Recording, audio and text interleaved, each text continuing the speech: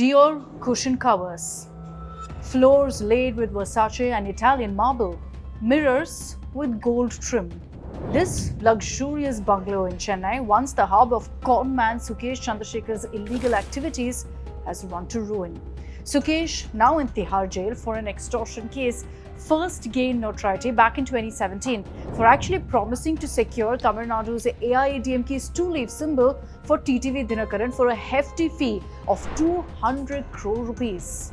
He's since been linked to various other crimes, including the Delhi liquor policy case.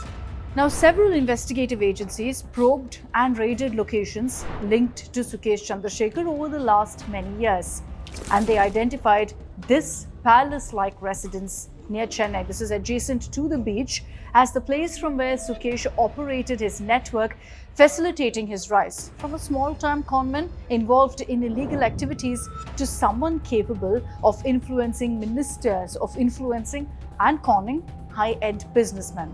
Now, this sea-facing bungalow has a direct view of the Bay of Bengal, and its compound was synonymous with luxury, as is evident in the images we're showing you. It was during a 2021 raid by the Enforcement Directorate that officials discovered an array of high-end luxury vehicles parked outside Sukesh's home. I'm talking about a Rolls-Royce, a Bentley, a Mercedes-Benz. The house was adorned with expensive black marble. You had mirrors with gold trim, floors laid with Versace and Italian marble. Lavish furniture filled every room, complemented by chandeliers, massive ones hanging from the ceilings. However, with Sukesh now in jail, this grand bungalow has fallen into complete disrepair. The Dior cushion covers and luxurious cushions lay strewn now across the floor. Doors are broken down, chandeliers removed, left abandoned in one of the rooms in the bungalow. Sukesh had constructed a soundproof private theatre, and this had a direct sea view as well.